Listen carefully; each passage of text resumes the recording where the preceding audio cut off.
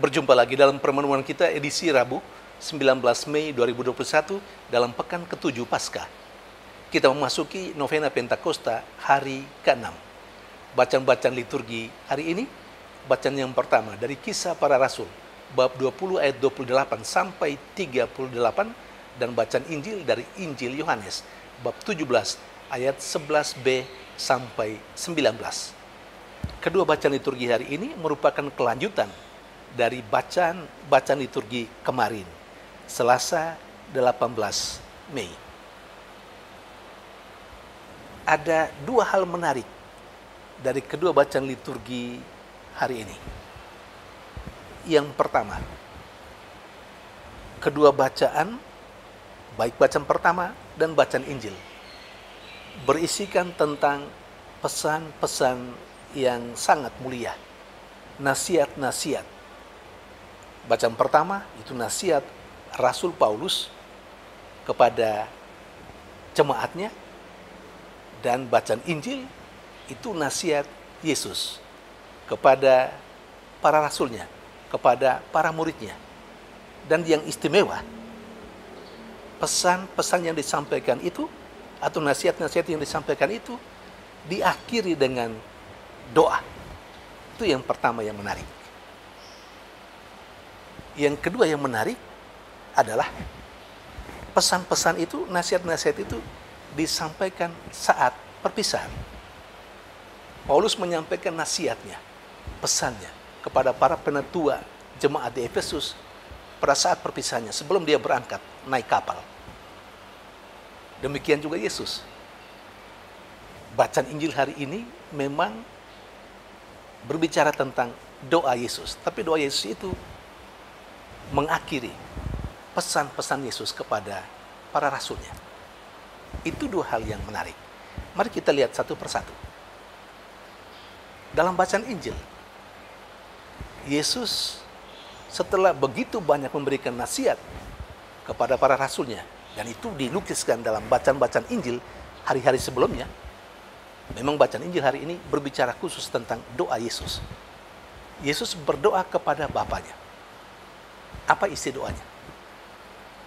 Yesus memohon Bapanya untuk memelihara murid-muridnya, memelihara para rasulnya. Tentu juga kita sekalian yang percaya kepada Yesus saat ini,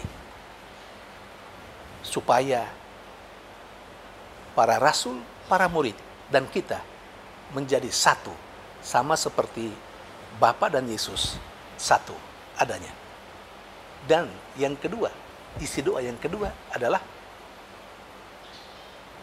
Yesus memohon Bapanya memelihara para rasulnya, para muridnya untuk hidup kudus. Pertanyaannya, bagaimana pesan atau nasihat, lebih lagi doa Yesus kepada Bapanya 2000 tahun yang lalu itu, apakah sungguh dihayati oleh para rasulnya, oleh para muridnya, oleh kita yang menjadi percaya kepada dia berkat pewartaan para rasul? Apakah kita menjadi kudus? Apakah kita juga bersatu? Kita yang paling tahu. Memang sih secara sepintas ada persatuan, tetapi terkadang dalam persatuan di bingkai yang umum itu belum tentu menggambarkan persatuan di dalam kelompok-kelompok kecil. Belum tentu menggambarkan persatuan misalnya dalam keluarga, misalnya dalam lingkungan, dalam wilayah, dalam paroki. Memang pada umumnya kita harus akui, dan banyak orang di luar sana mengakui, gereja Katolik itu bersatu. Dan itu sesuai dengan doa Yesus kepada Bapanya 2000 tahun yang lalu. Mari kita terus menjalin persatuan itu. Bahkan kalau perlu, tidak saja persatuan di antara kita yang mengimani Yesus, tapi juga persatuan dengan semua orang yang ada di sekitar kita. Siapapun mereka itu. Apa agamanya, apa suku, apa golongan mereka. Kita mesti menjadi satu juga dengan mereka. Jangan lupa, kita berasal dari Allah yang satu dan sama. Yang kedua, doa Yesus untuk para rasulnya. Yesus minta kepada Bapaknya untuk memelihara para rasulnya, para muridnya, kita sekalian, supaya bisa hidup kudus. Kekudusan kita tidak dalam arti bahwa kita tidak punya dosa. Tidak. Kita sebagai manusia pasti tetap ada cacat celahnya.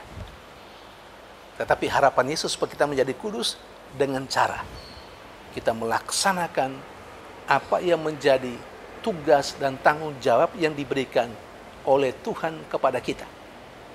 Entah sebagai orang beriman atau sebagai masyarakat biasa.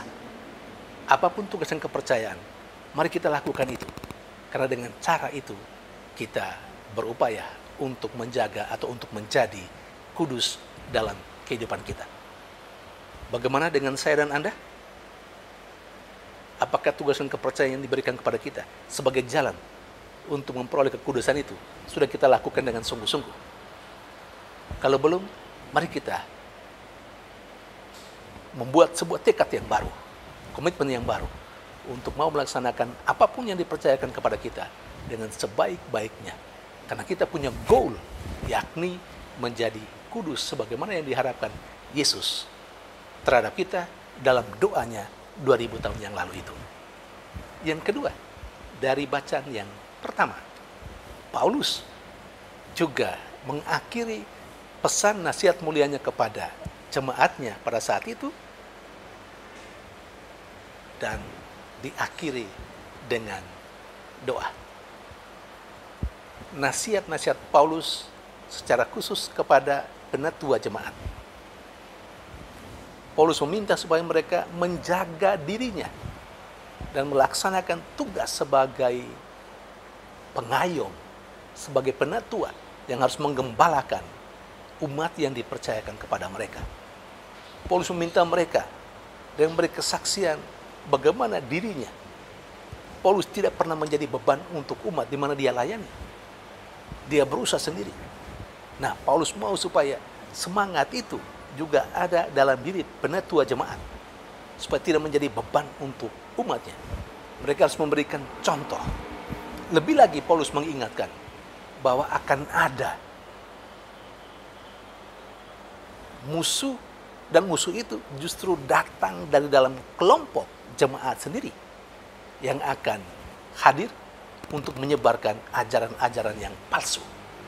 Dan di situ para penatua jemaat diminta untuk hadir melindungi umat Allah secara keseluruhan.